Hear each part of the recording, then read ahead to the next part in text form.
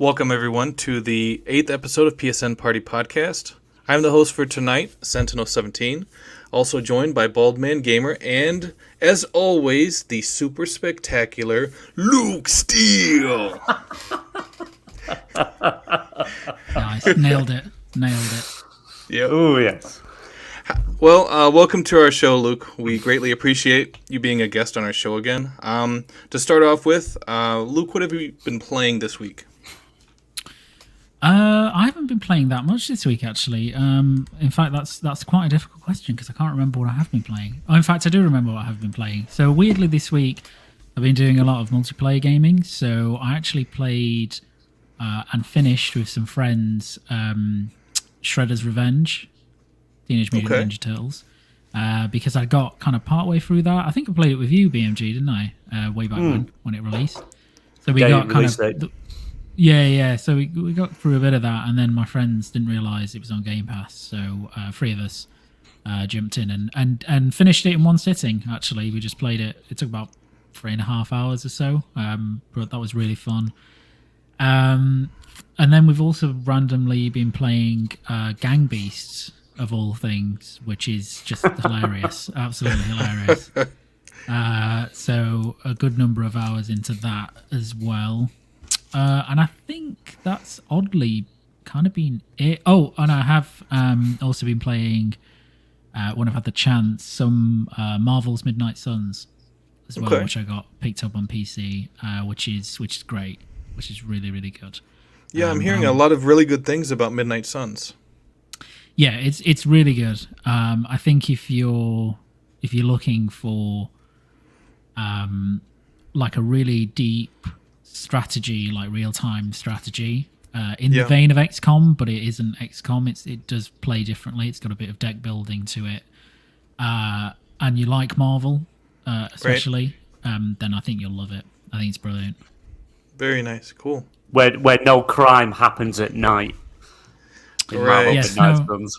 Yes, none, and also everybody's occupied with this one thing, so I don't know who's looking after the rest of the world. Because literally everybody's here. Like, you know, the core Avengers and the Midnight Suns are all in one location. So, but it's good. It's very good. So crime only happens during the day in Midnight Suns. Yeah. Yeah. Everyone sleeps at night, gets the beauty sleep, ready to go at it again tomorrow. Yeah. You can go and play on a console with Blade, or go and do something like that at night. Romance Wolverine in the pool. Romance Wolverine. I wish they did romance. There's no romance in it. You build up all these loyalty things with people, and you think that the next step is some romance with Blade or something, but it's not. It's not. He just looks at you in derision. But it's good. It's good. You want to see my sword? Wow. Holy shit. So, not talking about your sword, let's talk about what you've been playing this week, BMG. Wow. Well, as I said, I think it was last week, I finished Horizon Forbidden West. Good game. It is good. I did like it. I did enjoy it. It does take fair bit of time to get into the story. You know, it's like some of the filler bits in between seem to drag a little, but then when the story starts ramping up and getting into it, and the main reason of what's going on and what you've got to do to stop it, so to speak, and that it's really, really good. Really enjoyed it. It's cool that you could fly. I wish I could have had that earlier in the start for the amount of traveling around you got to do from one end of the map to the other. But it's good. Good game. I really enjoyed it. I wouldn't have said, graphically and detail-wise, it's better than the first one. But I thought the story and the characters were better in the first game than Forbidden West. It just seemed a bit tighter, because I think obviously it was something new that Guerrilla Games was tackling for the first open world third-person game.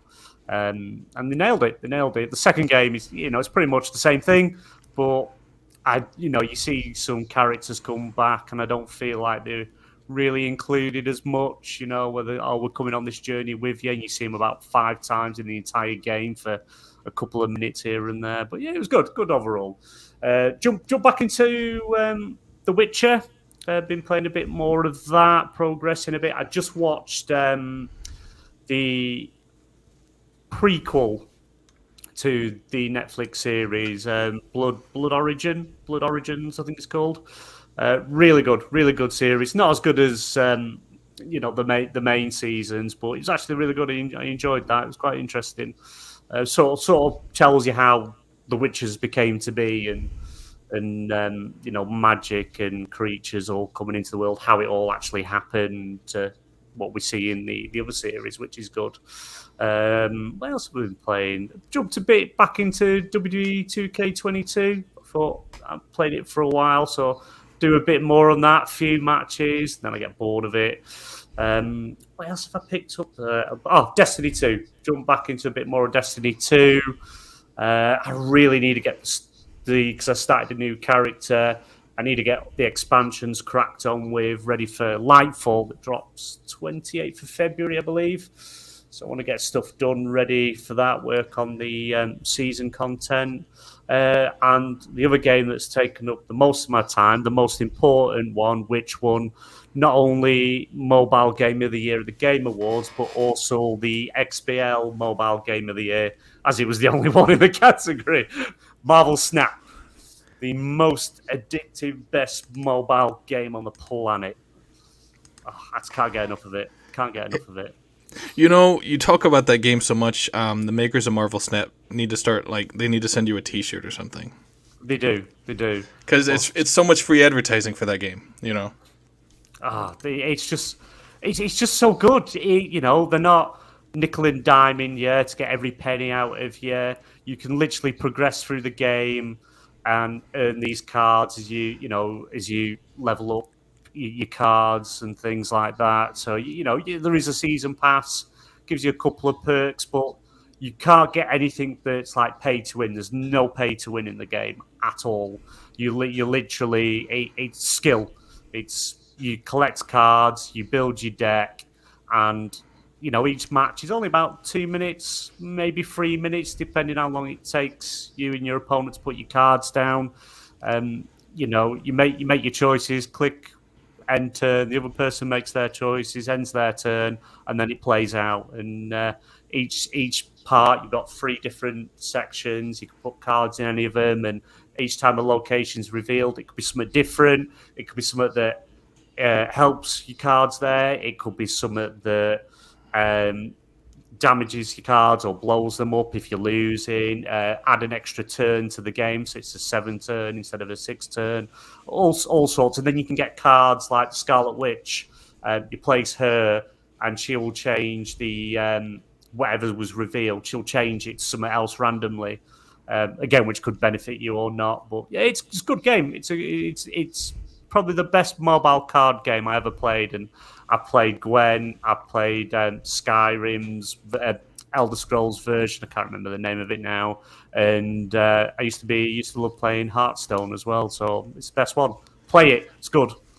It does sound like the makers of Marvel Snap kind of found that sweet spot between profitability and being gamer friendly, because it seems like a lot of mobile games, they have too many microtransactions, or they venture into that pay to win, kind of prohibited zone for a lot of gamers, because you don't want to play a game where it's pay to win and you have to pay tons of money in addition to having to invest your time in it. So it's nice to see that they have a game like Marvel Snap that really found that balance.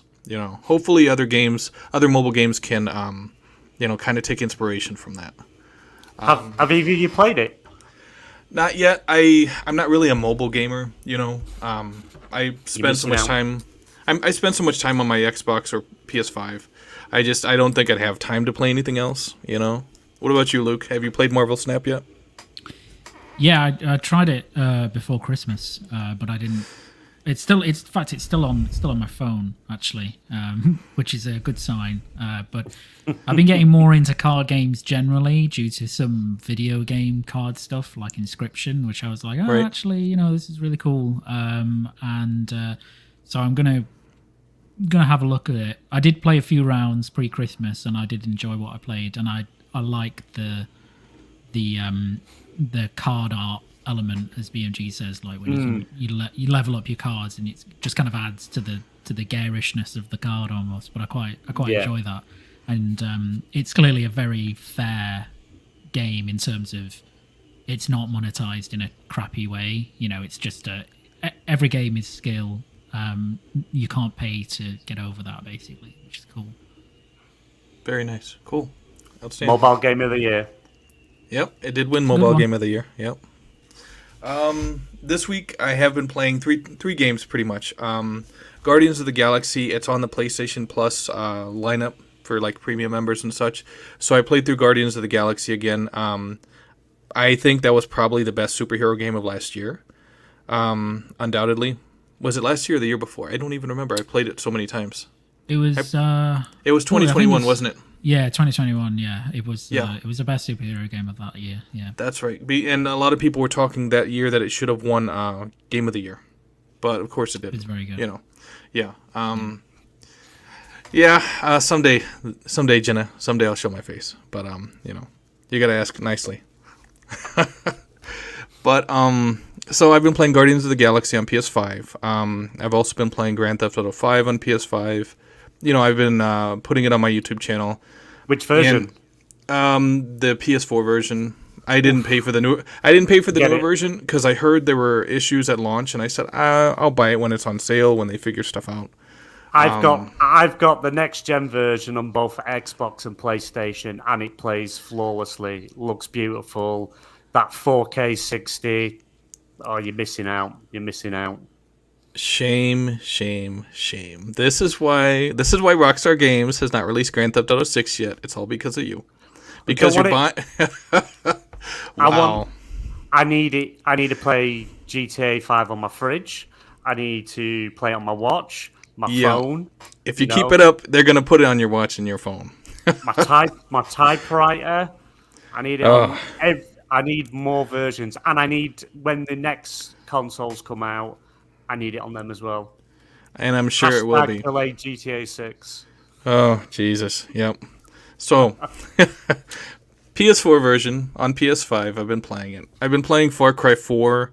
I think Far Cry 4 is really my favorite Far Cry, just because it's a little different. It still has a lot of the mechanics from 3. It doesn't feel as different as Far Cry 5 does.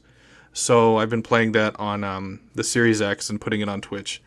But that's pretty much it. I haven't been, I played High on Life for a while, but I just kind of moved on to other stuff and didn't really feel the need to go back to it. So, I've been trying to balance my time between my Xbox and my PS5, obviously, because, the PS5 is new and, I'm really enjoying it. So just those 3 games, that's pretty much what I've been playing this week. Just remember, play has no limits. Play has no limits, that's right.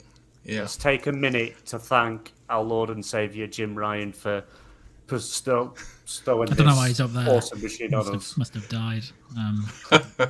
No, he's hovering on my ceiling. Yeah, he's yeah.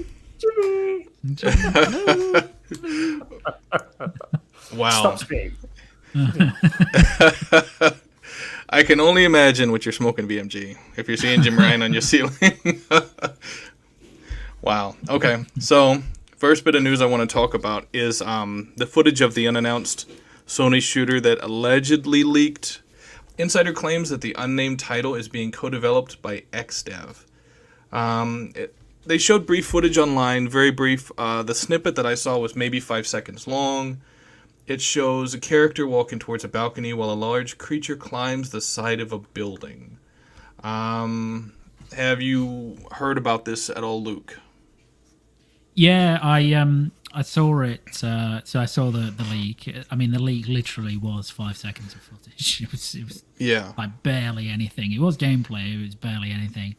And I'd heard. I think I followed Dusk Golem on Twitter, who's a pretty reliable insider, and he teased this like a while back as Project Ooze before the footage leaked, and then he said he was really interested in it.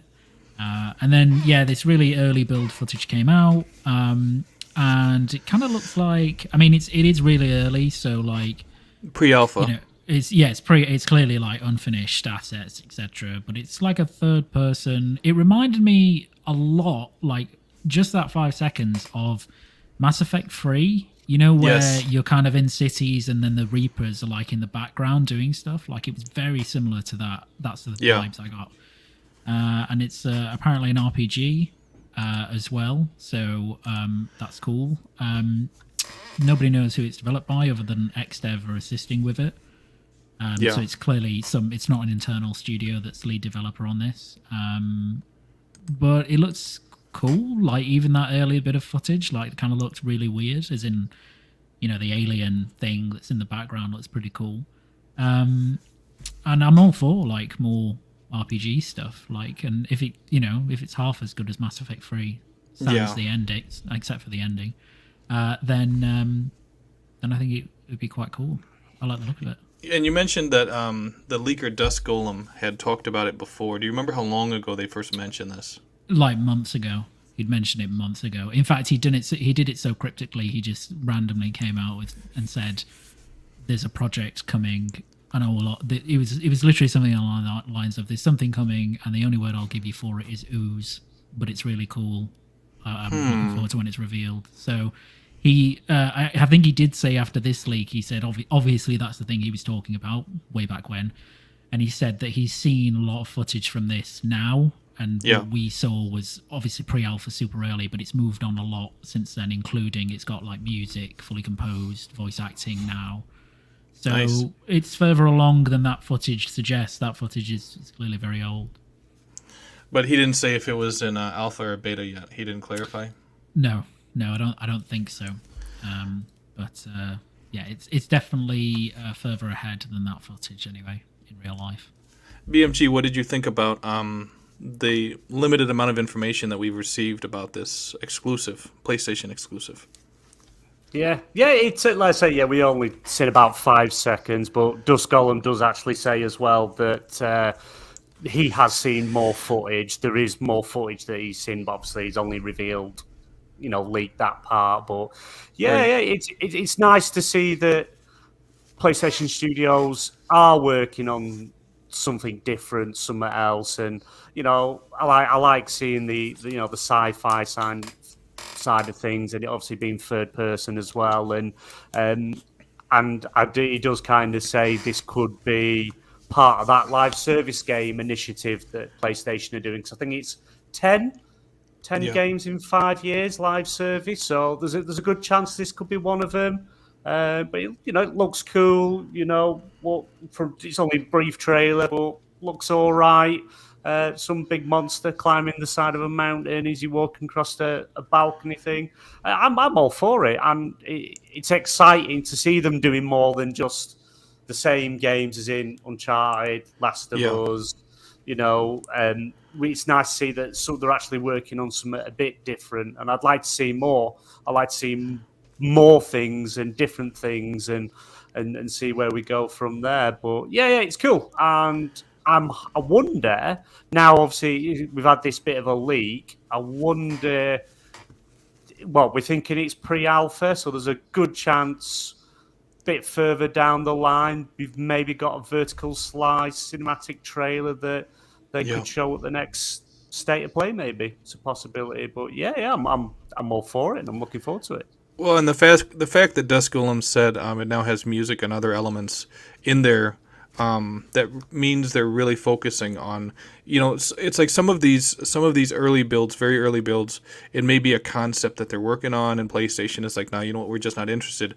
But the fact that they've actually refined it and put music in it and other elements that are leaning towards it eventually being a finished product means that this could be a new IP that they've been working on, and that they're going to want to bring it into PlayStation's regular lineup of exclusives that they're going to not only offer gamers this generation, but next generation as well, provided it succeeds. Because I know live service is kind of their weakness right now. And obviously the footage that we've seen is third person over the shoulder, and PlayStation has got a lot of criticism, third person over the shoulder, but I kind of feel like that's unfair. Because you look at Resident Evil, 2, 3, and 4, rather than adopting the first person perspective, they stuck with over the shoulder. You have some games like Grand Theft Auto that alternate between third person and first person, this game could adopt something like that. We just don't know yet. And it feels like to critique it because it's a third person. And I haven't seen anyone critique it yet, but I'm anticipating it because a lot of people critique PlayStation's exclusives for being third person over the shoulder, and it kind of feels like that's a slight. That PlayStation doesn't really deserve. It's like the thing that they do well right now is third person over the shoulder, and it's like you're not gonna just throw that away. When you're perfected that, you're gonna embrace that. But because we don't know enough about this title, we don't really know if it's gonna let you alternate between first and third person, like some games do. Yeah, and things could have changed. This is the thing, we're seeing old footage, yes, but we don't know what will or won't change the time they show it off. Yeah, it's like we got that of Avowed. We got some Avowed like gameplay / cinematic trailer, and then they've kind of gone under a bit of a not so much a full reboot, but they've kind of changed stuff. So that's probably going to be when we actually see it. Is going to be a completely different game. A lot of games do it. Take Skull and Bones for example. We saw one thing, and now that's completely changed again. And and I'm all for the new delay just to make sure it's perfect for us. Yeah, and that's actually our next topic. It's the delay of Skull and Bones and Ubisoft canceling 3 of their games. Now, granted, these 3 games, I guess they were unannounced games. So. We can't really say it's Splinter Cell because they have almost officially announced their Splinter Cell, but everyone's expecting Splinter Cell. So I think it's pretty safe to assume that these Splinter Cell was not among these 3 unannounced games that got canceled. Ubisoft Belgium actually teased a picture of these Splinter Cell goggles a couple of days ago. Yeah. So, that's definitely not cancelled. I think they would get hung, drawn, and quartered if they decided to cancel Splinter Cell. Yeah. So, while it seems like they're moving forward with Splinter Cell, unfortunately, it seems like other projects that might have been great have gotten canceled or shelved indefinitely. Who knows?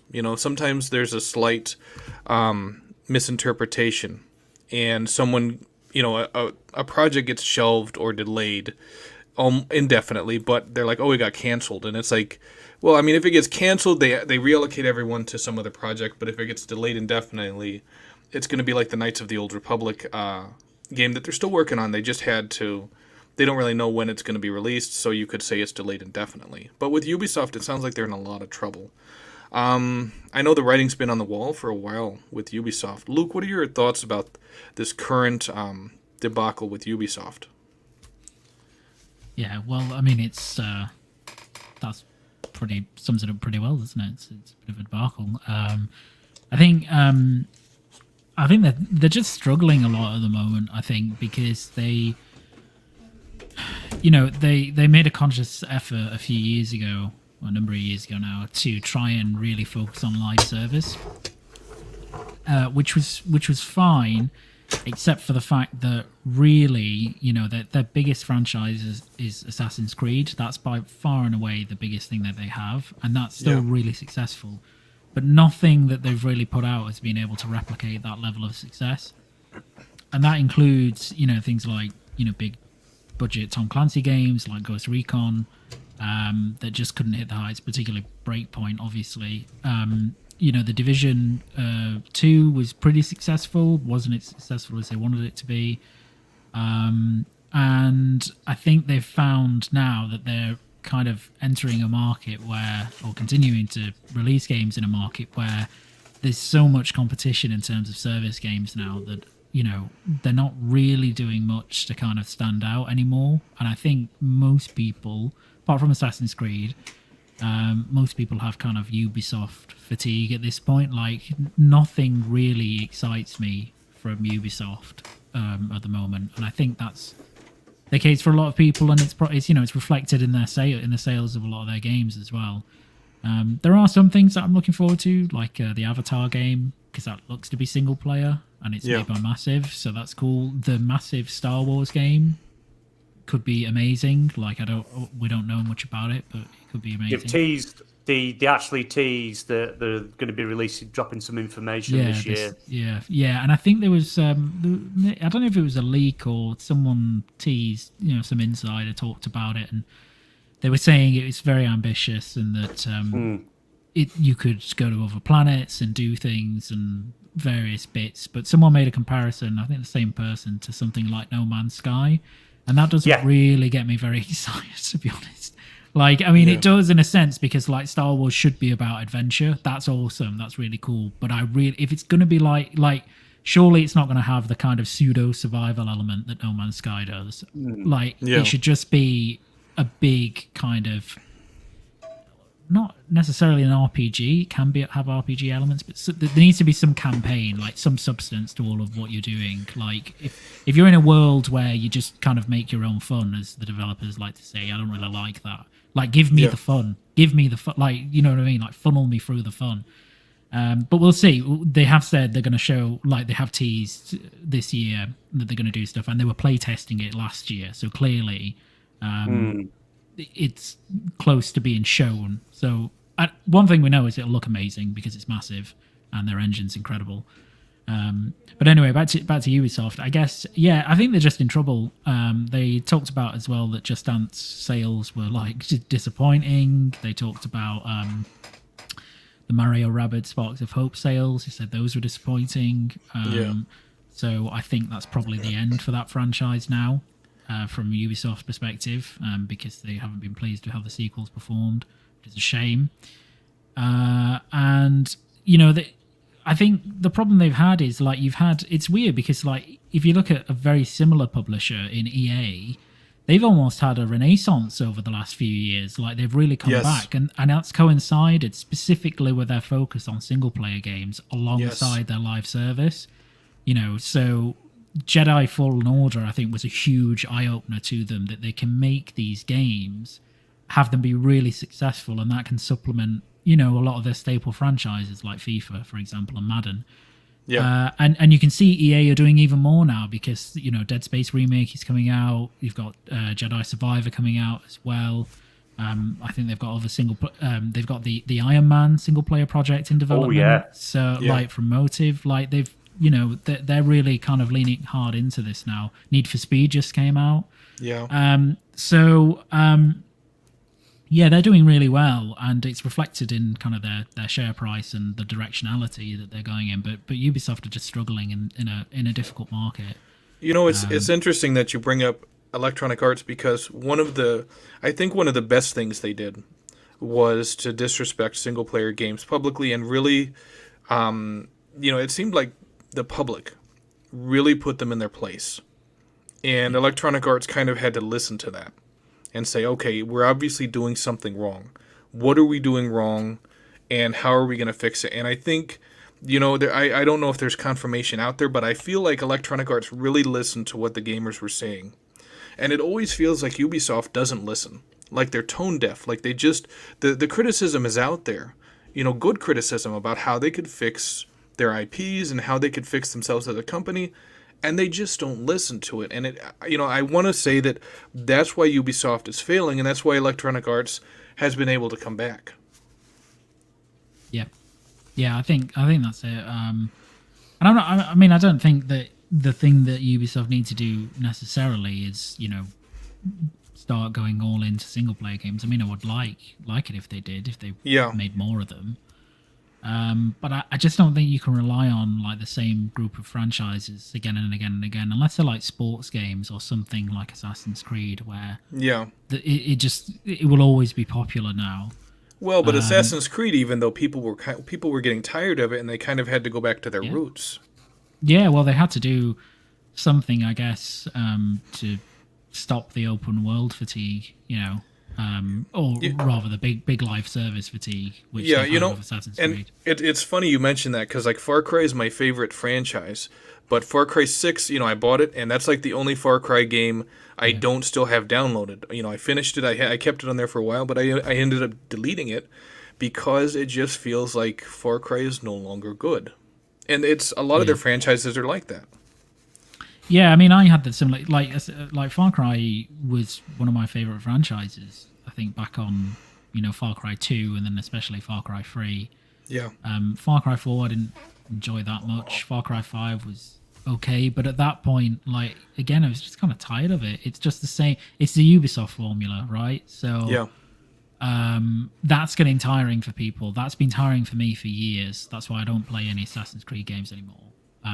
Because I just don't want to occupy 125 hours of the same world doing tons of stuff. Like, that's great value for some people, and I appreciate that, but not for me. So yeah, I mean, they kind of need to pivot a bit, Ubisoft, and really. Unfortunately, I think what they're going to do from this is double down, and I think they said that in the press release. They're going to double down on their biggest franchises. That's probably the worst thing that they can do at the moment. Like, the thing they need to do is try and be a bit kind of inventive, try and get back to creating new, fresh experiences, like they did back in the day when they made Assassin's Creed, and did stuff like that. So quality over quantity. Yeah, exactly. Yeah, I mean, unfortunately, it's just not going to happen with Ubisoft, but difficult. It's really difficult. BMG, what are your thoughts on the Ubisoft problems that we're seeing? Oh, sorry, I was just typing there. Yeah, it's no surprise. They cancelled a load of games last year. Announcing they're cancelling more games again. I just think they're trying to do too much. Teams are probably a bit stretched, and now they're thinking, right, let's just concentrate on our biggest hitters, and because most of them are like live service type games, like the Assassin's Creeds now, the amount of cosmetics and expansions you buy, it's same with the Division. I'd love to see if they do a new Division, a Division 3, maybe invest in that instead of this Heartland. So I'm hoping that's one of the games that's been cancelled, if I'm honest. I like Division. I wasn't very keen on the Heartlands. I'd rather have a number 3 and make it a trilogy. Yeah. And obviously they're going to be putting a lot behind Massive to make this Star Wars game, because if it's as ambitious as they say, then it's probably taken up a fair bit of resources. So, I'm really looking forward to that. And we know we've got, 4, 5 Assassin's Creed games coming. We've got Mirage that launches this year, May. Is it May this year? Yeah, could be. I have to double check that. May or March, May, somewhere around it. It's coming out in the first half anyway of the year, and then you've got the next 3 games coming out.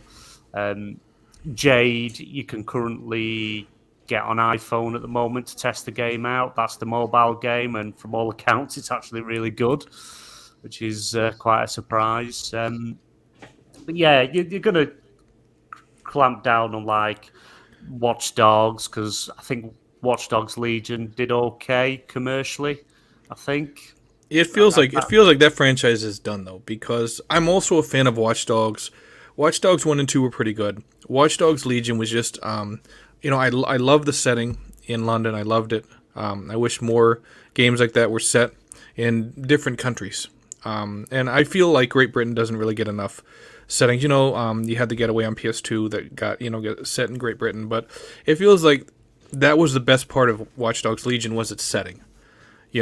But as far as being a Watch Dogs game itself, it just didn't feel as strong as the predecessors, and it seems like that's Ubisoft's problem, is all these games, they, like Luke said, as the Far Cry franchise went on, it just kind of lost some of the magic it had at the beginning. Yeah, it's just hard, because it's like looking at all the franchises they've got, there could be any number of them that's been dropped. I personally, I hope they don't bother making a new Ghost Recon, because they just don't seem, since Wildlands, it just, Breakpoint was awful. The drop off on that, and the whole NFTs as well. You've got to put in, what was it, 1,000 hours into the game or something like that, and earn something or other, and then you can buy these NFTs, and it's just like, no, we don't want these things in these games. So that's probably didn't go down well, and it wouldn't be surprising if these 4 unannounced titles they've cancelled, if a lot of it was live service NFT based games. And I do agree. doubling down on the main franchises is probably not a good idea because we're just going to get it. They're just going to peddle them out, and the quality is just going to get worse. It's just going to be the same thing over again and again. So yeah, but maybe it'll then it's sort of they're going to be in this sort of position now where things aren't going well. Games haven't done expectations. I think they mentioned something about Mario and Rabbids and Just Dance 3 did quite poor. Yeah. You know, it could benefit subscription services both on PlayStation and Xbox side. We might see them, Ubisoft making deals with PlayStation and Xbox to get them into these services to try and get a bit of money out of them. They've not sold very well, but if you can get a nice chunk of money from a new subscription service and get a new player base into them, that could help. But maybe it could set them up to be sold. Maybe, other companies might look at them now and think, they're in that place and state now where they're not doing so good. Could open an opportunity for them to be bought out. I don't know how easy that is, though. But like with Electronic Arts, they're not acquired by Microsoft, but their games are still on Game Pass. EA Play, but it's not day and day. It's but Ubisoft was doing the same thing though. Ubisoft was testing the water with that on Xbox. So it released on Xbox. Well, like Assassin's Creed Origins, I think was on Game Pass. Oh yeah, individual games. Sorry, I thought you meant individual games. No, Ubisoft it felt like they were testing the water to see how many people were going to be playing these titles, because I think Ubisoft has known they've been in trouble for a while.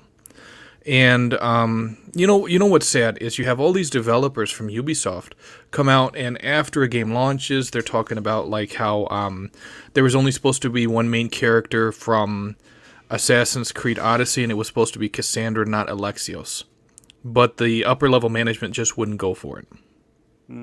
Yeah, that's still a big problem as well, isn't it? You've got the work culture there, the amount of allegations and sexual harassment and the things that they're dealing with internally, as well as trying to make games. Yeah. It just seems like it's a shit show over at Ubisoft at the moment. And it's funny that Ghost Recon was brought up, because Wildlands was pretty solid, but you had Ghost Recon Breakpoint incorporating where you have to sit there and you have to craft things and you have to eat and all this stuff, and it's like, you don't play a Ghost Recon game so the guy can sit around a campfire and eat an MRE. You just don't do that. That's not part of the Ghost Recon experience. It never has been.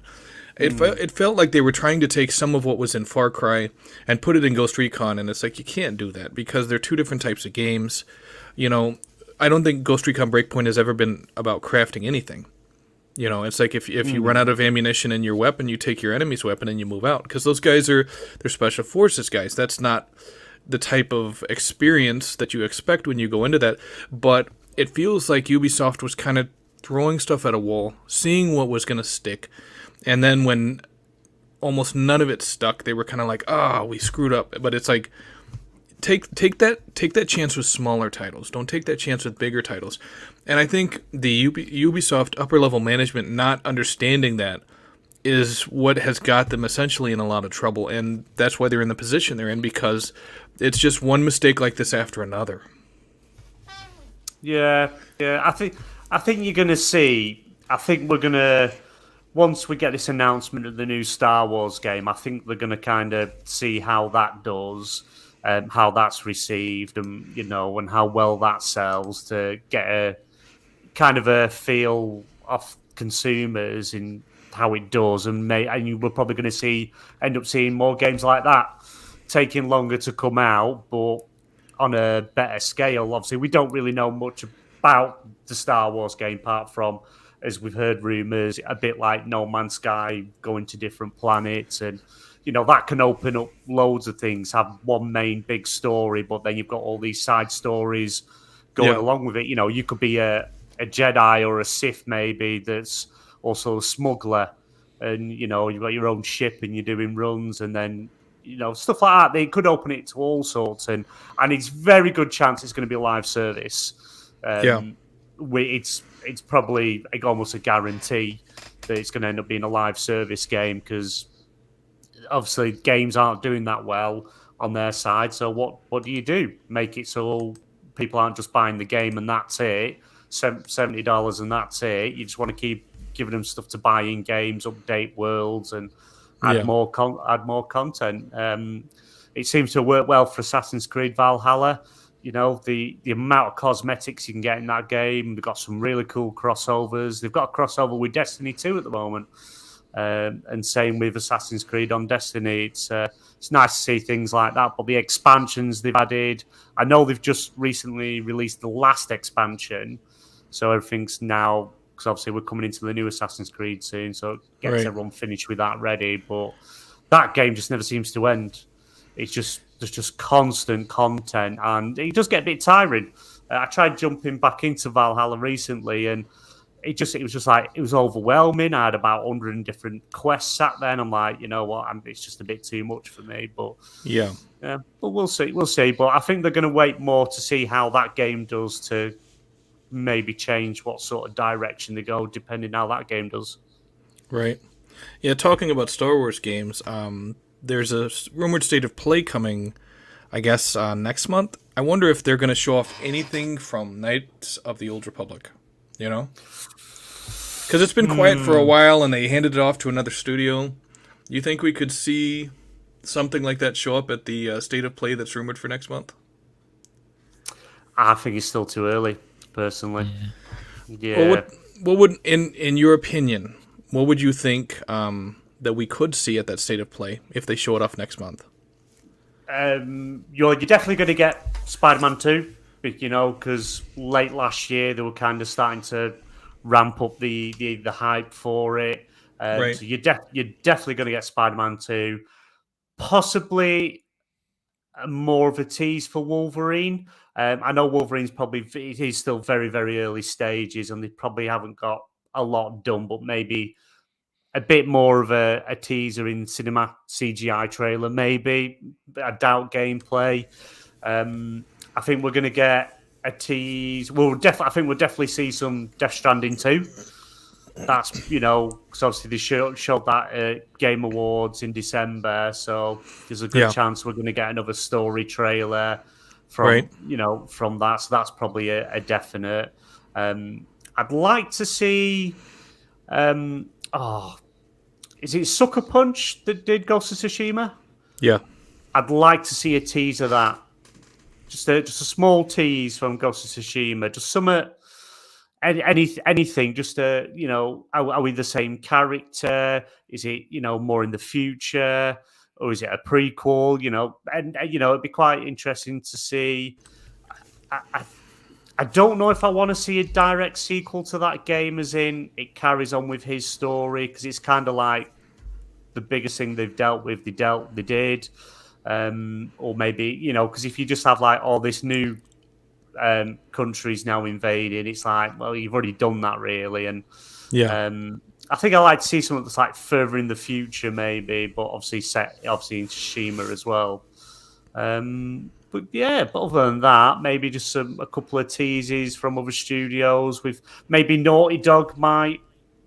I know Neil Druckmann has turned around and said we're not going to like tease and announce games till closer to the time of release. But you know, they have said they are working on an announced project. Maybe I highly doubt. I wouldn't ever put a bet on it, but maybe might get a tease. I doubt it, but it would be nice.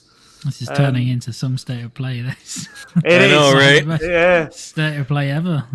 It's state of play. Showcase. Well, they haven't went. Jim Ryan's gonna send. He's gonna send him a message and say, "Don't worry, the check is in the mail." That's it. That's it. The last actual show that PlayStation did was last September. Yeah. So it's been a huge amount of time, really. So if they did some at February, I think it's gonna be crammed with quite a lot of stuff. 40 minutes, all games, maybe a couple of third-party stuff. Right. Just give us everything. I'll be happy if while they're showing it, you've got Jim Ryan in the corner tap dancing on his desk. I'd love that. That'd be perfect. Wow. I'll be all for that. Right. One can dream. One can dream. Some of us can dream of that, I guess. Luke, what are your thoughts on next month's rumored state of play? What would you like to see there, and what do you think we're actually going to see there? Oh, sorry, I've just got one more. GTA 6 trailer. Not going to happen. Anyways, Luke, what would you like to see there, and what do you think we're actually going to see there? Yeah, I'd like to see BMG's state of play, because I think that'll be the best state of play ever. Definitely. That's what I'd like to see. But I think in terms of what we will see, it'll depend on we're assuming they're going to do a state of play as opposed to a PlayStation showcase. Now, the showcase is the big yearly, even though they didn't have one last year. Their big kind of yearly blowout. They're like E3. They used to have them back in September. Yeah. Didn't have one last year, so we are overdue one, I guess. If it's one of those, my expectations are completely different, but I don't think it is one of those. So I think it will be a state of play. So I don't know in terms of like what they'll do for that state of play, because it depends on what they focus on. Because I think the last one they did was actually a really great state of play, but it was nearly all third parties. It was heavy Japan focused, if people remember. And I think at the end of it, they did new God of War trailer, and that was their big thing. So it might be something like that where they're focusing on third parties. It'd probably be a mix, this one, I would imagine, because they haven't shown some first party stuff for a while, really, because obviously the last thing they would have shown would have been God of War. And I guess Death Stranding, technically, even though it's not first party as such, back at the Game Awards. But I think, Spider-Man 2, very likely. I would expect them to show some more of that. They're very confident about the release this year. Mm-hmm. So that would be cool. Maybe some footage of Horizon Burning Shores, which is the expansion to thingy. If it's in February, you would expect them to have a pretty big PSVR 2 presence there. I mean, it comes out. Is the Burning Shores the VR game? No, Horizon? that's Call of the Mountain. That's Call of the Mountain, yeah. Okay. So probably some Horizon presence. Maybe maybe one of their things would be this Horizon multiplayer game. Maybe they show some of that. I don't think we'll see anything from Naughty Dog. The thing that they will definitely 100% reveal this year is the multiplayer Last of Us game. They've said that countless times, and they repeated that the other week. But I think that's probably one for later in the year. So that would be cool. But apart from that, I'm not sure. I mean, I think they'll focus on Spider-Man, like I say. I think, maybe there was that trailer that looked like complete for Helldivers 2 that leaked last year. It was like a full trailer leak, basically, or most of it.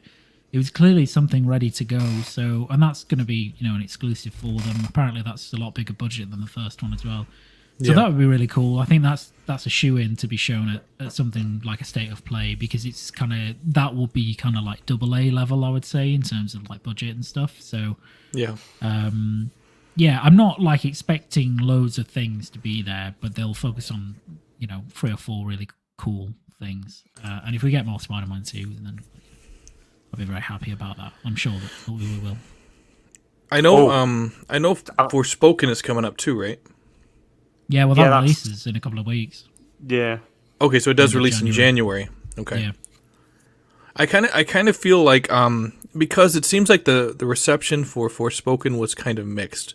They had the demo out there. It definitely did not impress everybody. And you kind of wonder if they're going to use part of State of Play to help push Forspoken, because they're already anticipating that the numbers aren't going to be necessarily where they'd like them to be. Well, it'll be out before the State of Play. Yeah, so, I mean, I guess they could just say, by the way, Forspoken released a few weeks ago. Yeah, but because I think that's why I kind of feel like that's why they offered the demo to see how many people were interested. Because obviously, if you're interested in something, you're going to download the demo, you're going to play it, and then you're going to know, hey, this, this interests me a lot, or I'm not really interested. I mean, I don't want to say that they're going to focus on the, Forspoken for a good portion of it, but I at least want to think that they'll have an advertising package ready to go, coupled with State of Play. Yeah, maybe. I mean, they've been advertising it pretty heavily, to be fair to them. They've, they just released another cinematic trailer the other day. Obviously, they had the demo. That was mixed reception. I thought it was okay. The bit I played, it's got some potential, but that's a definite wait and see how it performs critically for me. That'll be a deciding factor. I mean, they've done a pretty big push for Forspoken. I think they've done all they can do at the moment. It's I don't think it will be that successful, to be honest. There doesn't seem to be like a huge buzz about it. It might be a good game, but I just there doesn't seem to be a huge fanfare over it. I don't think the demo helped. No, it did not. That was awful. If the demo would have been, like amazing, like the Brutal Legend demo effect back in the day where that came out and everybody's like, this is incredible. Yeah. Then they'd be looking at something different, but the demo was not great. Like, it had some good things about it. It wasn't all bad, but it just did a lot of stuff wrong. Yeah. So I don't know. But yeah, State of Play next month. Spider-Man 2. Maybe more Final Fantasy 16. Maybe Final Fantasy 7 Rebirth. Don't know. Oh, and there's one more. I know what the one more thing's going to be to end State of Play. Screen goes black, and all you see is the word come up: abandoned, available now. Oh my God! Don't even start with abandoned. Don't even start. It's this year. This is the year for Blue Box Studios. We are going to see abandoned this year. But Kojima finally reveals that it was him all along. Right. One thing that kind of just oddly did remind me of one thing that may actually be there, which is a serious thing, which is the Silent Hill 2 remake. That's true. That's true. Because that is coming out this year. They just had one reveal back at the Silent Hill thing. It's a PlayStation exclusive for at least a period of time, so they've got all the marketing. So it may very well be there. I'd like it to be there as well. That would be awesome. Yeah, I feel like, I would love for Silent Hill to be there, but I also feel like it's kind of like Starfield in that it deserves its own focus as well. Like, if they had an event afterwards, even only 15 or 20 minutes, where they showed off a lot of it, because I know a lot of people have been wanting Silent Hill to come back. And now the fact that it is, I kind of feel like it deserves attention in its own event, even if that event is small, So, like, Silent Hill, it's like the Silent Hill 2 remake, right? So, we're in agreement with Silent Hill 2, and then obviously Spider-Man 2, and I also feel like Final Fantasy 16 is going to be part of it as well. Maybe a couple of the smaller titles, but I feel like those three, in my opinion, if there is a State of Play next, because it's still rumored, but if there is a State of Play next month, I think those three titles would be, almost guaranteed to be there, in my opinion. Yeah, I think that's a pretty solid bet. That'd be a good State of Play, personally. Yeah. Death Stranding 2 is going to be there with, because we know it. Yeah, because it's Kojima. Now it's been revealed. They want to show more of it. Or PlayStation will want more of it to associate it more with. Because I'm assuming it will be exclusive to PlayStation for a period of time. So they'll treat it like the first game where it was treated as first party. I know PlayStation own the IP. So they're going to want to show more off. I'm sure Kojima's, worked his magic to have another 20-minute story trailer to show off where we ain't got a clue what the hell's going on. But yeah, I think that's a definite. If I had to pick something that I'd want to blow my mind out the water, I'd love them to tease Metal Gear Solid Remake. Oh yeah, that'd be a good one, wouldn't it? Oh. quite a bit. Yeah, but I mean, he doesn't. It's like Kojima doesn't own the IP. It's owned by Konami, I believe. Oh, yeah, but that would be difficult.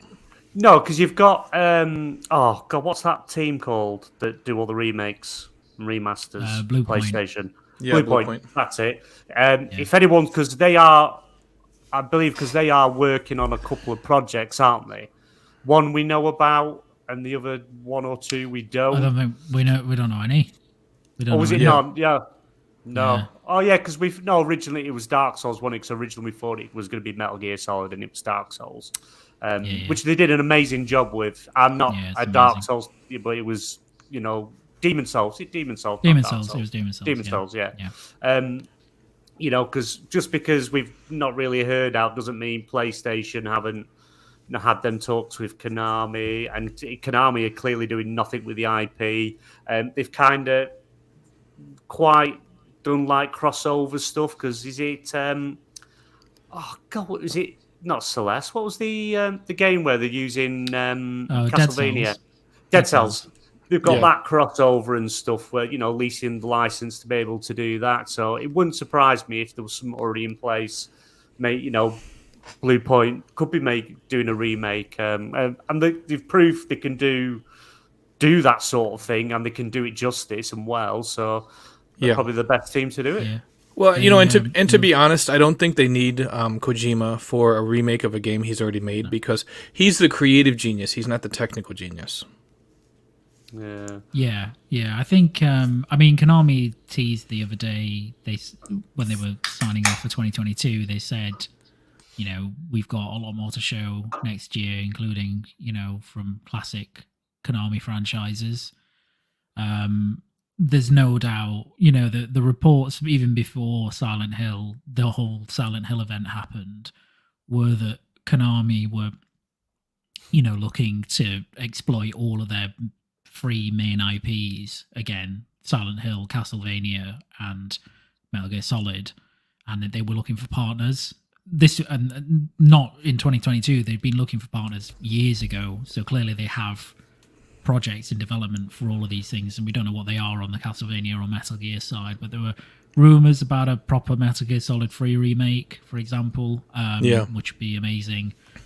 Blue Point may be doing, I'm just excited for what Blue Point are doing, no matter what. I think they're an amazing developer. And they said with their new game that they've got some original content in there, that like it's an original content thing, so I don't know I don't know how that manifests itself, but if they're not doing Metal Gear, I'm sure we'll have studios that are doing Metal Gear, as long as they're doing remakes, because I'm not keen for a Kojima-led new Metal Gear Solid game. I don't think it works. No, I guess Konami realized their grand scheme of focusing on, what was it, pachinko machines was not all that grand. Yeah, but it's weird as well, because they kind of were like, okay, no more game development, we don't want to do it. And it's almost as if they forgot that they could just partner with other teams. That they could go out with this really valuable IP, or these three really valuable IPs, and say to people, do you want to make something? We'll cover some development cost, you cover the rest, and then we'll split the profit. It just I don't understand why they just stopped for so many years and were like, actually, we're just going to make eFootball now and focus on our pachinko business.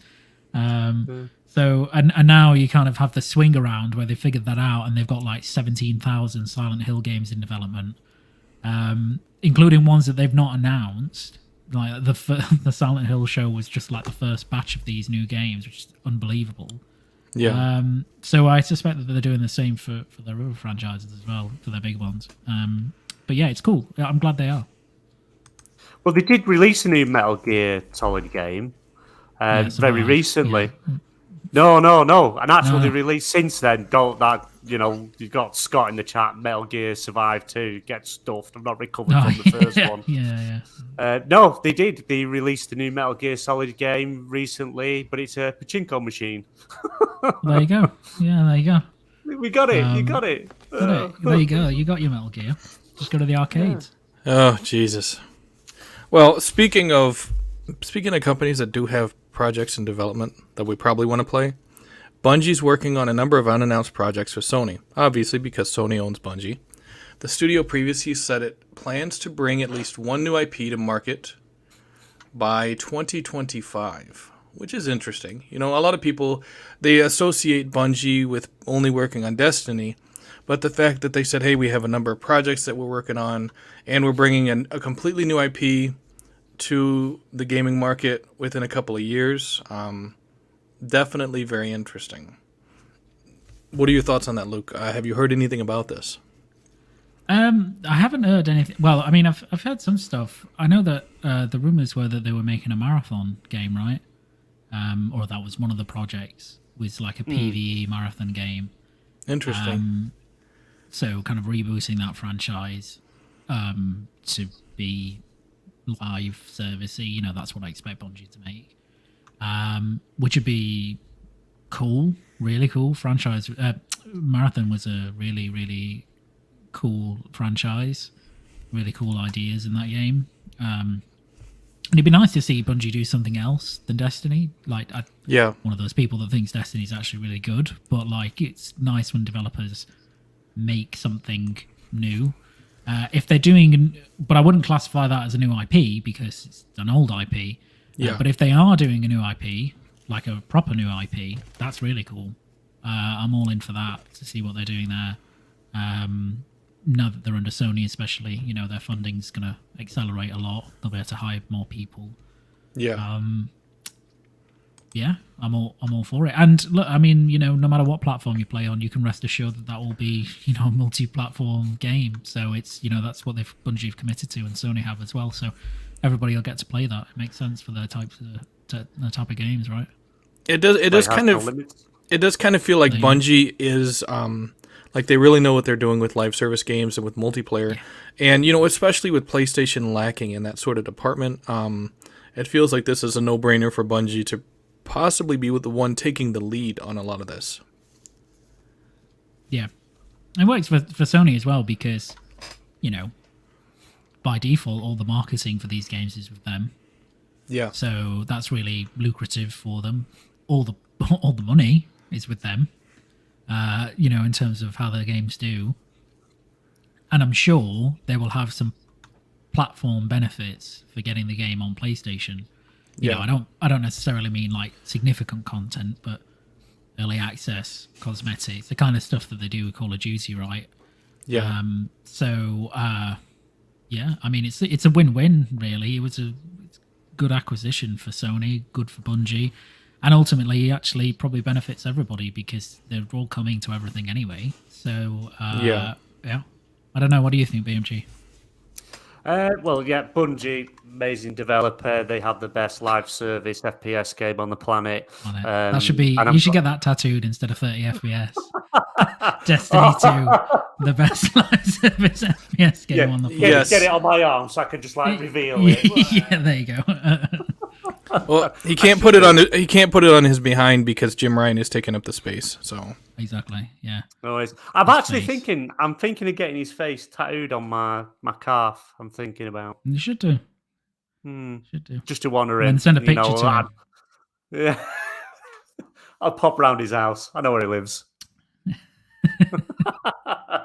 But yeah, Bungie, they've with Destiny 2, obviously, once they got away from Activision, they kind of sort of changed the direction they were going in, went independent. They had a path. They had expansions up Lightfall, and then there was one more. But last year, they did announce that there's now going to be another expansion after the one after Lightfall. I can't remember what they called it. The name escapes me. It's like something to do with light or something like that. So there is actually, after Lightfall, there is a further 2 expansions because they said they've got enough content to get the story to there, which personally might be overstretching it a little bit, but I think then you're probably going to see them working less on Destiny 2 once they get to that point. You know, because I don't know really where they're going to go story-wise after that. But yeah, they've been working on a new IP for 3 years. And they're bringing a new Destiny game to mobile with the help of NetEase. Who's just been recently acquired as well as NetEase, haven't they? Yeah. But yeah.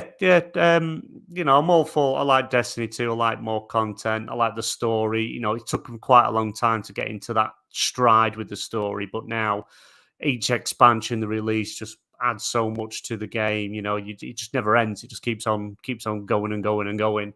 But yeah, I'm quite excited to see what else they do. I'd like them to do something completely different. Just something out of their wheelhouse from everything they've done previous.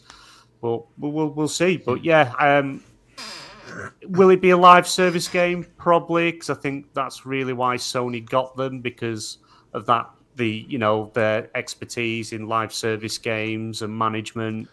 So it's probably whatever they're doing is a live service game. But yeah, the timeline sounds about right. I think it could be a late 2024 game. I've been working on this new IP for, let's say, about 3 years, I think. But if I remember rightly, when they were having internal issues, they slowed down development on the new IP to get back onto Destiny 2 because they needed more hands on deck. But now they've kind of focus has more gone back to this new IP. So it's good, and it's good. Like I say, it's multi-platform.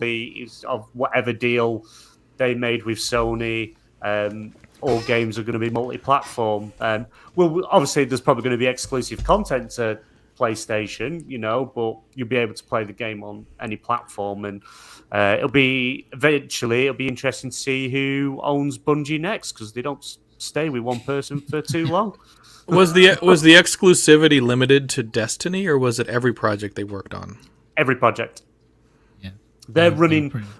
Yeah, they're running independent, aren't they? When the announcement came out, they don't come under PlayStation Studios. Then obviously PlayStation own them. It's a PlayStation studio, so to speak, but it doesn't come under the PlayStation Studios banner. It's running independently, like Bethesda with Xbox, and that it runs independent to Xbox Studios, even though it's under the Microsoft umbrella.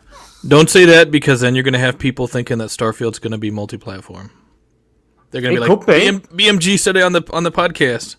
It's like, oh my god, no. Yeah, it could be. Yeah, that's where you get the 60 FPS mode on PlayStation 5. It's going to be there day one. Jim's paid for it. Wow, my mate, 60 FPS.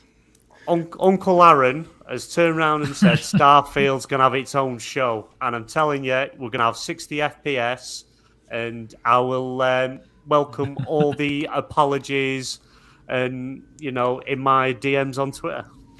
No, you know what, though? Knowing Bethesda's reputation, they're going to come out and they'll say, it runs 30 frames per second on your Xbox Series X, but it's probably going to catch it on fire for some reason. Sorry.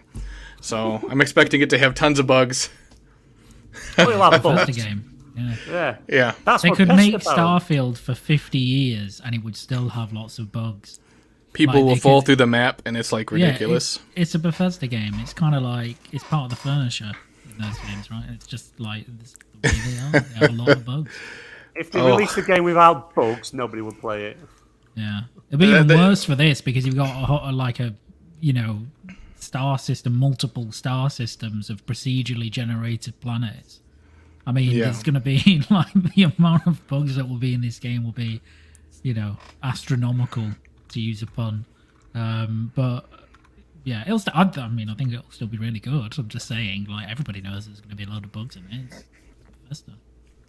Well, speaking of bugs and glitches, CD Projekt Red has to pay $185 million to settle a class action lawsuit, alleging that it misled investors over the quality of Cyberpunk 2077.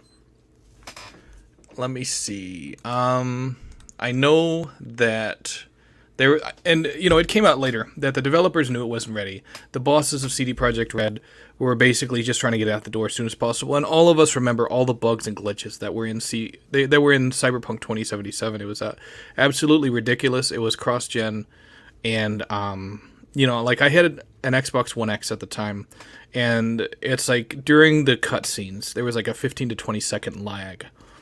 Did you pick up CD Projekt Red's Cyberpunk at launch, Luke?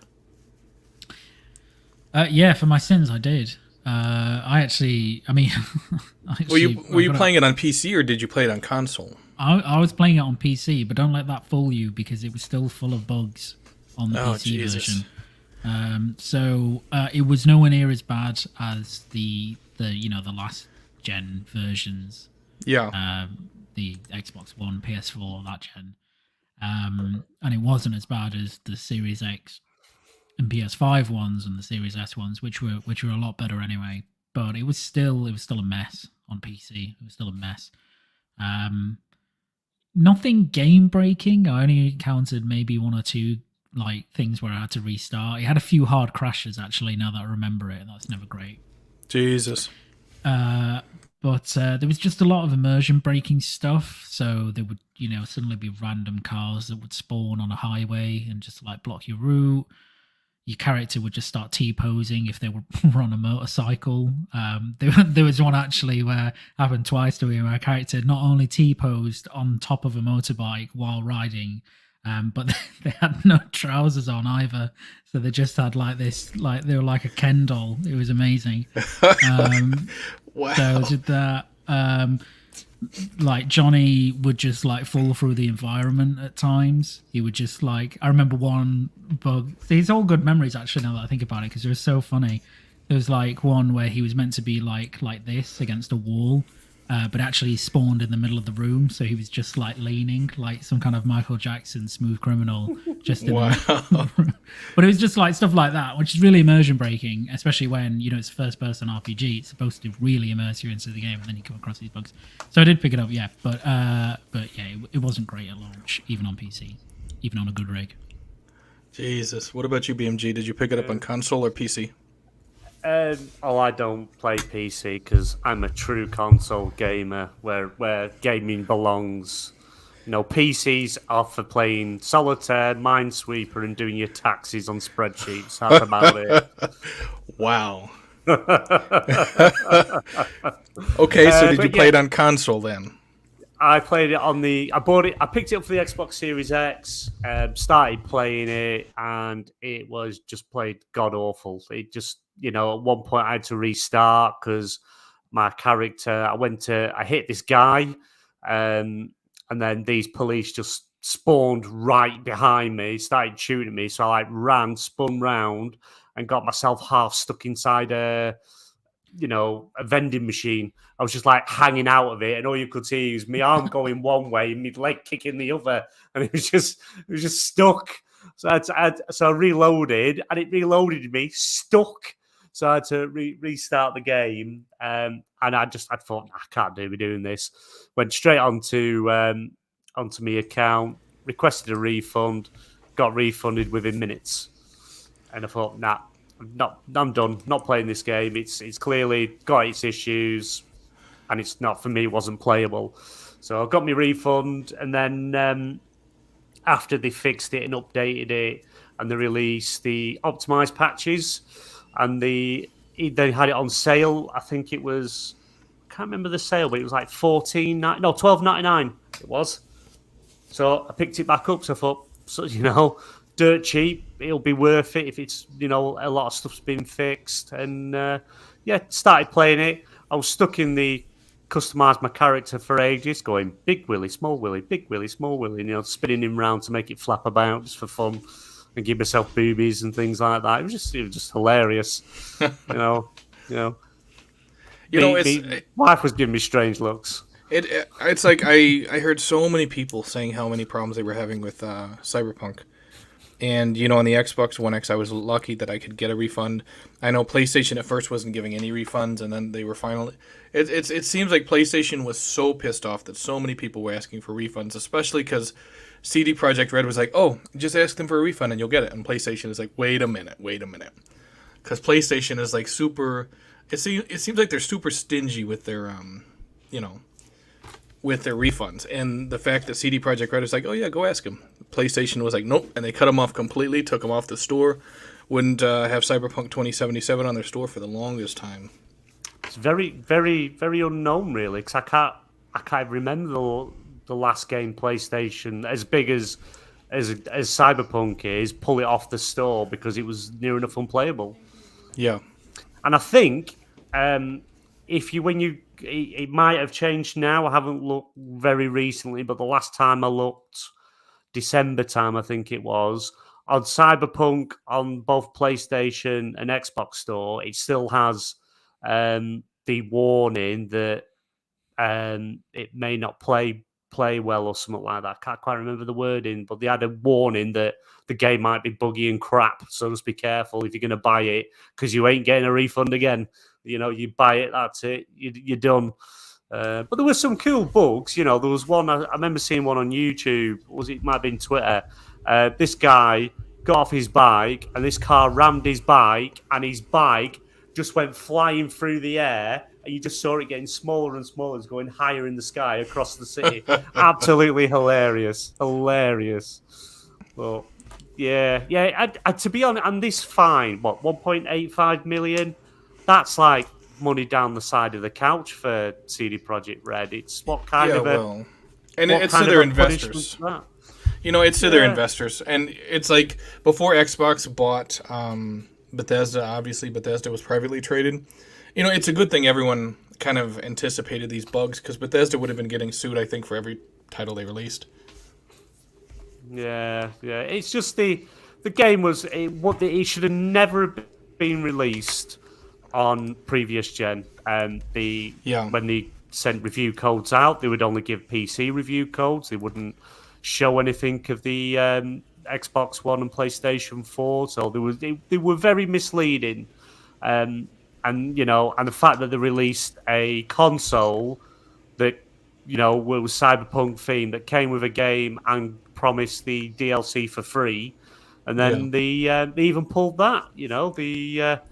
Was it late last year they announced that this DLC's for next gen only, and people are like, hang on a minute, I bought your Cyberpunk themed console with the game because I was getting all this stuff for free, and now you're telling me it can't get it at all. So I think they give them refunds. Well, and it kind of feels like they didn't anticipate having all these problems, but the more they tried to make essentially 5 different versions of this game, they realized that this was going to be a shit show, basically. They knew. Well, they knew. But the whole lawsuit obviously is about the investors not knowing. But it's like, how do you tell your investors, hey, this is going to be hot garbage?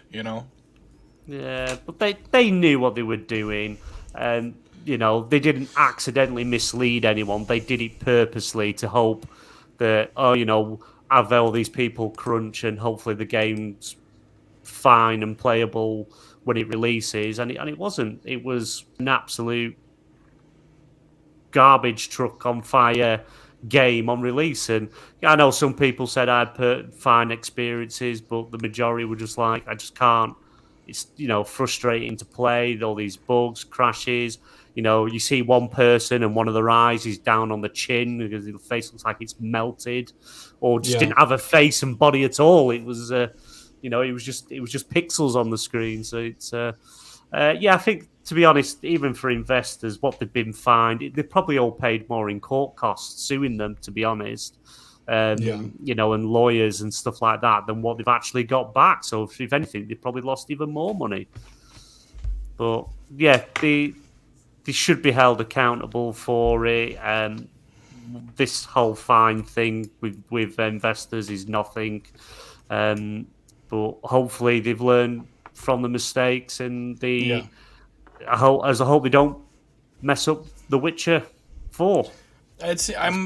I'm pretty sure they're going to be a lot more careful with The Witcher, because CD Projekt Red has kind of made their reputation around the whole Witcher franchise, so it's kind of something that they safeguard. But with Cyberpunk 2077, it was an entirely new IP. Unfortunately, they dropped the ball. We'll probably never get another one, but hopefully it's a learning point for them going forward. Yeah, because they've got that new DLC dropping, haven't they? And they got that Keanu Reeves is back in it, and what's his name? Idris Elba. That's it. They've got another big name in it, so that's that in it alone is going to sell that expansion. To be honest, I think they should give it for free. Right. After everything that's gone on, it should be free, but we know they're going to charge for it. And like on the Witcher side of stuff, they did very well. I know they brought the remaster in-house to optimize it, and they did an amazing job. That game looks absolutely stunning. So if they've got that sort of detail, imagine what they can do on Unreal 5. Are they doing it on Unreal 5 or are they doing it on their own engine? No, Unreal 5, yeah. Unreal 5, I yeah. think a lot of people are wanting to develop on using Unreal 5. Yeah, well, we've seen brief glimpses of what it can do and what it's capable of, and how's that going to run on the consoles we've got now? I just don't think it's going to look as good unless they can actually get the full power out of these consoles. But then again, the time we start hitting with these stuff, we'll probably have like a mid-gen refresh maybe, or like a Pro, something like that, with a bit more power, and then we actually get to take full advantage. Because really, Unreal 5, if you want to get it to look absolutely amazing and the stuff that it can do, you're going to have to play on PC. Well, can't believe I just said that. After disparaging the PC platform, right? Unreal Solitaire remade in Unreal 5. Oh yeah. Well, I think actually I'm pretty confident it'll look great on consoles. I mean, you already have a game that is using the full capabilities of Unreal Engine 5, which is Fortnite.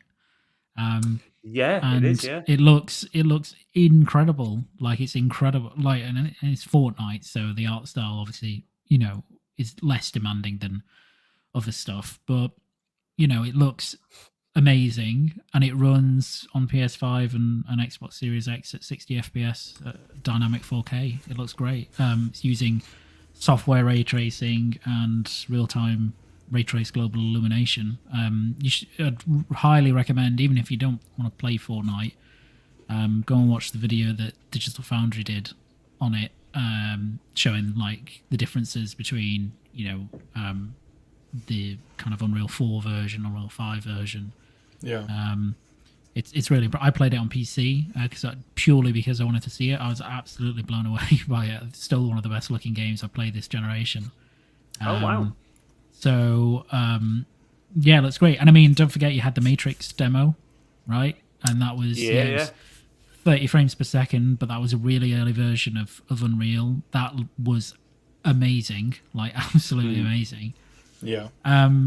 So I think they'll get a lot out of it. It'll be a very impressive engine. It's just taken time to get it up and running and working well, and they've had to do a lot of things to mean that development can be streamlined on it.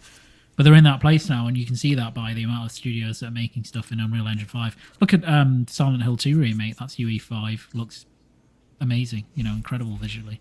Yeah. So I think they'll. I don't think the consoles will struggle with it at all. But just want to see loads more games now. Hellblade 2. That's UE5, right? I believe. Yeah, so, it is. Yeah.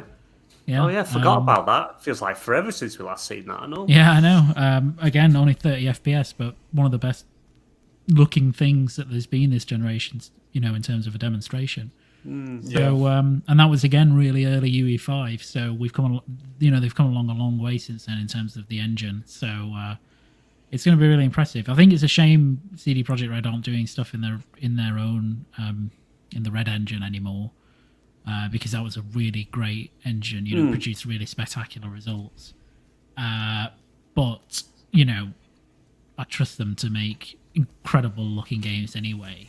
And I think something like this lawsuit, I mean, just the Cyberpunk debacle in general, they seem to have learned their lessons about it in terms of their transparency and the things that they've tried to do to make up for it since then, such as, the Witcher patch and a lot of the free content for Cyberpunk, and then taking their time with the DLC, and then, talking about the new Witcher games and all that stuff. So I think they'll be great going forward, but lesson learned, I think.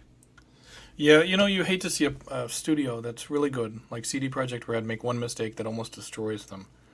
But in the same sense, the way a studio grows is by making mistakes and learning from them.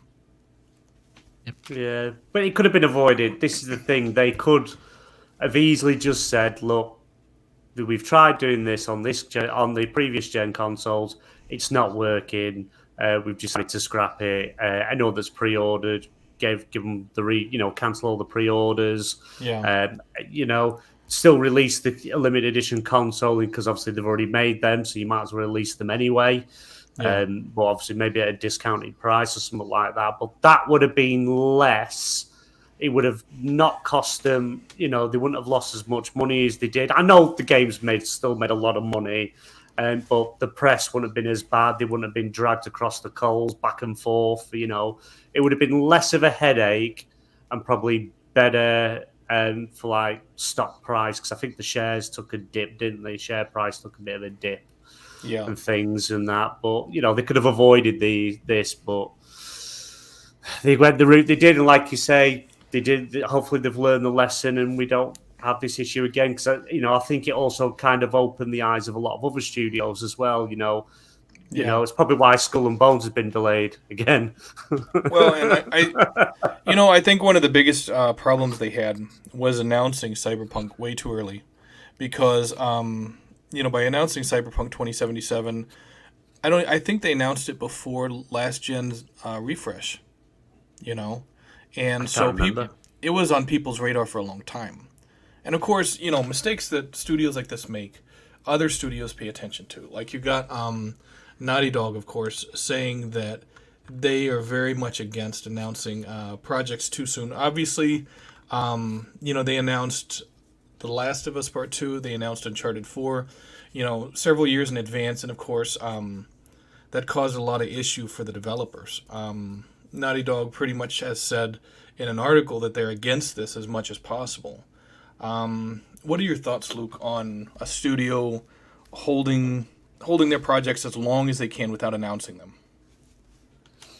I think. I'm generally a fan of that. I guess it just depends on the project. Some studios do this kind of all the time, like Bethesda Game Studios, right? Todd Howard is notorious for not wanting to announce or show things until it's not far away. Whereas other studios are a bit more trigger happy with stuff, and they're happy to announce it early, a couple of years out. You're right in that I think for Cyberpunk, for example, that initial CG trailer was back in the Xbox One. I think it was before the launch of The Witcher 3. So pre-2015 or early 2015, something like that. Sometimes that's fine, even if it takes as long as Cyberpunk took. But the problem is that if it's going to take that long, then when you show it and then when it releases, it has to be immaculate, really, doesn't it? Because it's been in development for so long and people have been waiting for it for so long. So I don't know. You've got a mix of studios now, like a mix of approaches. I mean, there's a lot of studios that have just announced projects really early, purely for recruiting purposes. So you look at like the new Tomb Raider game, for example. That was just announced in a post. Just saying we're making Tomb Raider. Yeah. Come join us, sort of thing. Even Naughty Dog, right? Talking about the factions too. Like they announced that pretty early. They haven't shown anything apart from 2 concept arts yet. So they're. And I think Druckmann was saying we don't want to reveal it fully until we're like closer to actually releasing the product. And I think that's a good approach, but it would just depend on who the dev is. And even if you announce it close to launch, it's not to say that something can't go wrong. You know what I mean? Something could still go wrong with it. So I'd prefer developers to announce projects kind of early, in a sense, like as soon as they're getting into production and that's like proceeding at a decent level. If only because there's this weird thing in the video game industry about secrecy, like, we don't talk about the projects and stuff. You just don't see that in like other entertainment industries. Everybody knows what Marvel's making for the next like 5 years. Yeah. Why can't we know what Sony are making or Microsoft or anybody like that? Like, it would just be more interesting, I think. So, I think it just depends on the dev, depends on their aims, depends on the project. BMG, your thoughts?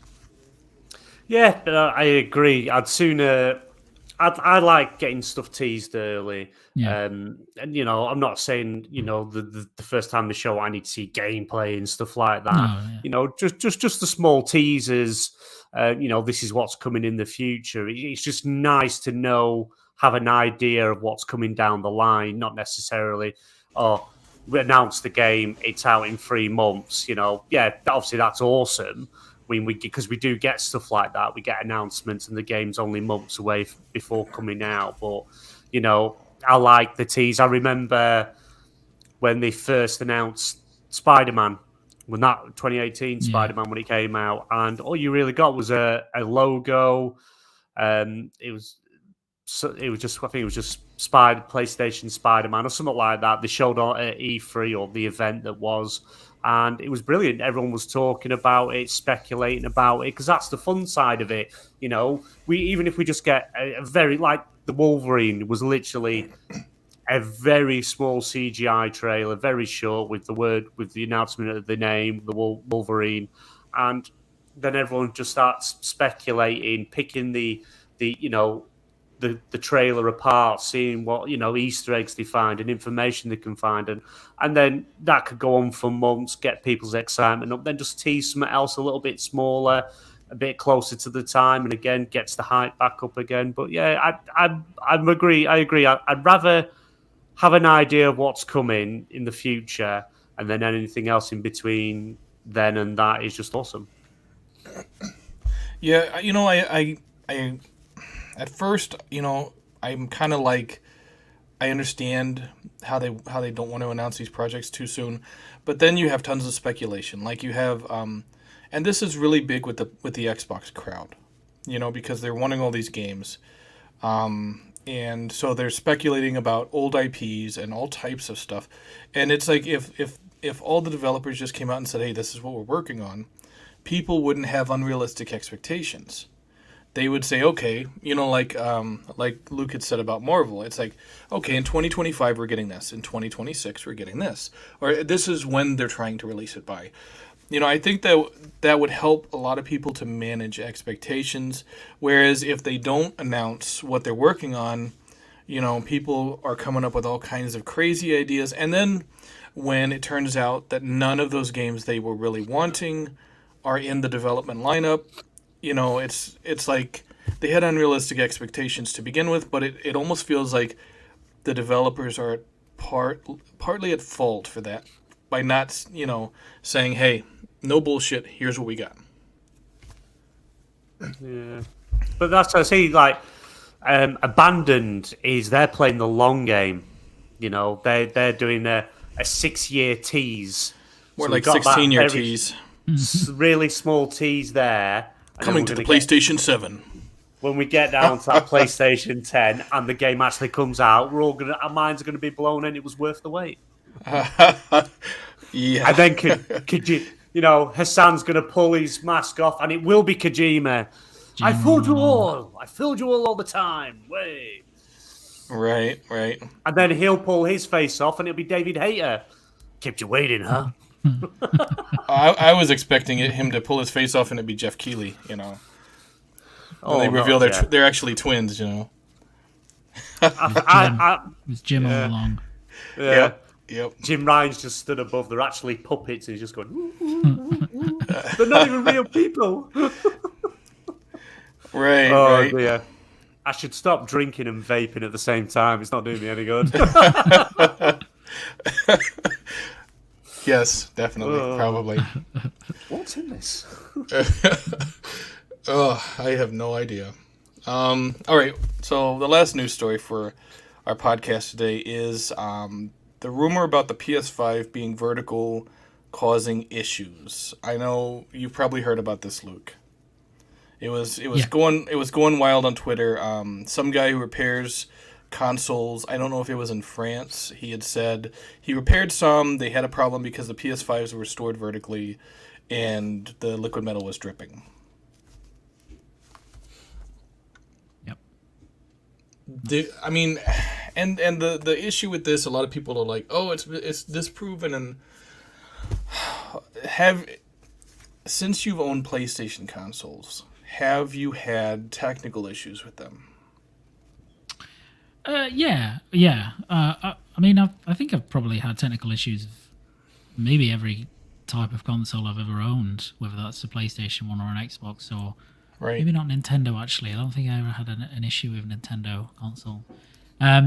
But yeah, like, you know, I think chatted about this the other day. You know, I had the PS4 Pro heat button thing, you know, where it would just eject discs because of the heat of the console being applied to the rubber eject seal and then expanding and then thinking it's pushed the button. So I've had that.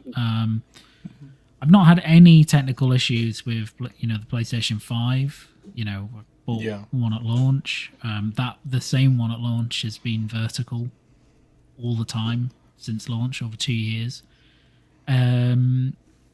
So I think there's like a separation between like people that say, okay, this isn't real, and people who are saying this is a really bad issue, because it's definitely real, right? These people aren't lying for no reason. This is what they do. They repair consoles, and they've had consoles, PlayStation 5s that have come across where, upon investigation, the thing that is wrong is that the seal where the liquid metal is on the APU has been broken, and liquid metal has leaked onto the console. It's clearly an issue.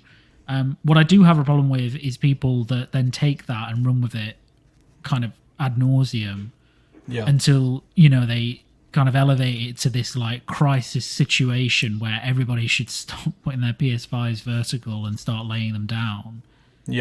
Because there's absolutely no evidence that this is a widespread issue. And of course, Sony aren't going to come out Sony aren't going to come out and go, yeah, we've got a real problem here. But actually, if it was a widespread issue, you would have a red ring of death type reaction to this, where they would say, you know, there is this problem. You need to return your consoles if you experience it, and we'll replace them. We're clearly, you know, we're not at that. And there are flaws in consoles, like the PlayStation 5, for example, from a variety of different factors. These are, you know, electronic machines that they have faults, they have parts in them. So, you know, it's not really like it's just, and like this isn't like, it's not like a design flaw or anything like that, because again, first of all, if it was a design flaw, you would have pretty much widespread adoption of this problem. So, you know, nobody would be able to escape from it, or very few people would. And secondly, it's as if like people don't realize that the people that make these machines actually really know what they're doing. And they really stress test. They're like the most qualified people in their field. So for a bunch of like Twitter nobodies to tell them, no, you've got a design flaw in your console, what the hell do you know? You don't know anything. You don't know anything at all. It'd be like someone on Twitter, for me, someone coming to me and telling me about the law. You don't do it. Like, you know, so like you can't tell me about it. Like, so like I fully appreciate that that's clearly an issue that some PlayStation 5 consoles have had and probably will continue to have. Is it a really widespread issue? There is absolutely no evidence that is. Is there a design flaw? There is absolutely no evidence that it is.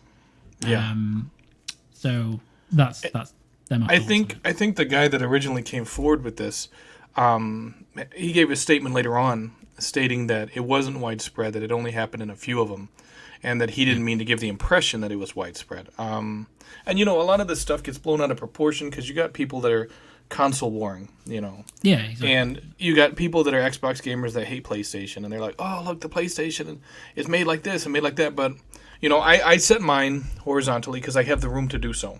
But it's such a big damn console. It's like it's not an option for everybody. You know, and obviously the reason why I did it is because when I bought the PS4 OG, I had a problem with the ejection button, ejecting the discs when I was playing them. With both the PS4 and the PS4 Pro, I had a problem with the fan sounding like a jet engine. Not everybody has. Some people haven't had issues, so those weren't necessarily widespread, you know. But I mean, it's like with this situation, I was like, you know what? In my case, it's better to be safe than sorry, you know. But it may not be widespread enough for it to be necessary for everybody, you know. It's like it's similar to the eject problem, because you and I had that problem. I out of everybody I know who had a PlayStation 4 or PS4 Pro, nobody else had that problem. And it clearly was never super widespread. I saw people online that had the problem. Yeah. But so, because these are, as I say, these are consoles. Like they're electronics. They will have some units. Unfortunately, just will have issues. Like it's just the nature of it. Yeah. What that issue is will deviate from person to person. But my problem is we've extrapolated. Some people have extrapolated this huge fundamental design issue from two YouTubers who repair PlayStation 5s in France. I mean, it's just total nonsense. Like, it's an issue. Don't think anybody should deny that. They've got no reason to lie. They've shown evidence of it, but Yeah. it's clearly not the be all and end all for a PlayStation 5. Yeah, Stay tuned to mine. I'll do daily updates on my vertical PlayStation 5. Right. And you brought up another good point. If it was super widespread, PlayStation would have to make an announcement about it. If it is something that eventually breaks down over time, it's like I feel like the mid-gen refresh would address that. Yeah. Because with the mid-gen refresh for the PS4, they did away with the ejection button being how it was designed, and they put it so it's a smaller button, and it's on the ridge by where the disc ejects. Yeah. And so it's like one of those things that they're going to address it if it is that big of an issue. Yeah, exactly. And the thing is, like, just to use an analogous situation to some extent, like, there was this whole thing about the 4090 cards, if people remember, when these launched, that some of them, the pin eject, the power pins were setting on fire. And, there was a whole, there were scores of people that just would not use the power pins provided by NVIDIA to connect from their power supply to the GPU. And they were just waiting. And, kind of time went on and people released some of these kind of alternative cables. And there were quite a few posts on Reddit about people experiencing this problem. But actually, there was no widespread recall of the cables. Because in the end, it turned out that the cables were largely okay. It was just the way that you were connecting them that was an issue. So it's just unlike, not to say that there wasn't an issue with some of them, because there were, but it's an example of how internet hysteria builds up a hardware fault to be something super widespread, because you're self-contained in a bubble of a small sample size of people who have this product, and then you're like, oh well, 5 people have had an issue. That's really bad, from everybody I've seen. Not for there's over 30 million PlayStation 5s. Yeah. It's just not, as you say, if it was widespread, there would have to be recalls. Sony would have to talk about it. Yeah. It wouldn't be something that would just go, don't need to let anybody know about that. Yeah. So, that makes sense. That makes sense. BMG, what did you think about the whole vertical versus horizontal thing they were talking about? Well, with PS5s, not with anything else. Yeah. Well, it's not worse than what the issue Xbox had, is it, with the Series X? Series X's were smoking. Yeah. At the top. Yeah. An Xbox, one or two allegedly were smoking. Yep. Yeah. Xbox did release a statement to say, we can't believe we have to say this, but please don't blow smoke into your Xbox Series X's. That was hilarious. But yeah, again, there's not really much I can really add to that. Luke kind of said it all. It was designed to be stood up or laid down. It was designed to go either way. Wouldn't design it one way and think, oh, we'll just makeshift it to stand up as well. It's very, it's not widespread. It's a number of consoles. There are, these things are put together in factories. They're actually put together by people. Things happen. Parts are faulty. It happens, and then people's consoles will get replaced, because obviously, unless they've tampered with them, which I highly doubt, then consoles, they'll get them replaced because it's not their fault that the parts are faulty. But yeah, it's not widespread. It's not really a big deal. Like say, console warriors are, jumping on it now, saying, oh, the PS5's flawed, blah, blah, blah. But as Luke said, these consoles are designed by very smart, intelligent people who, it's not just, played around with Lego, put something together and say, that's it, it's done. You know, they put years into developing what it's going to have, where things are going to go, how it's going to look, and it's just stupid. And the fact that it's been blown up to the extent it has, that it's obviously we you know, it's getting people talking about it. It's just nonsense. Like I say, it's stood up, lay down, have it how you want. You know, I put mine on a pillow just to be safe. I don't want to tempt fate, so it rests in a pillow. Is it that? Is it that one of your face? Is Yeah. that the pillow it rests on? Yeah. It's just me going. Should get one of those Jim Ryan ones, like a big pillow resting on that. You know, there might be something I might look into. I'll get a Jim pillow and just have him sat here every time. That's a good idea, Lee. Cheers for that. A Jim Ryan body hug pillow. Yeah. Yeah. Oh yeah, even better. One of those big body hug ones. That'd be great. Yeah. Well, I did find, because I was gonna get it my wife for Valentine's Day as a joke, a full size cardboard cutout of me, just because I know she'll hate Swap it. it for Jim. But that's what I might do. Yeah. And I could just stand him here, and he could just stand there going, "Yeah, that's a good idea." Oh, my mind's racing now. I've got all these things going on. I'll figure it out, and then I'll do an interview show where it'll just be me and cut out Jim. Wow. But yeah, it's stupid. It's absolutely stupid. It's not widespread. It's not Red Ring of Death level of stuff. It's a handful of consoles that have got a faulty part, and they'll get them consoles replaced. You know, Sony aren't going to turn around and say, "Nah, tough luck." They'll probably just replace them, or have them repaired. It's probably, if it's leaking liquid metal, I'm assuming it'll just ruin everything else on the motherboard. I'm assuming. I don't really know, but it can't be good for it. So they'll probably just get the consoles replaced, and that'll be the problem fixed. And then when it does come to mid-gen refresh, if there's a mid-gen refresh, or they do a bit of a redesign, because I think now PlayStation's on. Funny enough, did they say which model of the PS5 that had this issue, or did they just say PS5 in general? Because we've got 4 SKUs now. Yeah, I'm not even sure. I think there's 4. Yeah, that's a good point. Like whether it would, because there's the one with the smaller heatsink now, isn't there? There is, yeah. For example, well, two with smaller heatsinks and the 2 originals. So I don't know. I don't know which one it was. But... Yeah, I don't think he said. I was looking at. I think I had a look at the article where it doesn't actually say which version of the PlayStation 5. You know, it could be.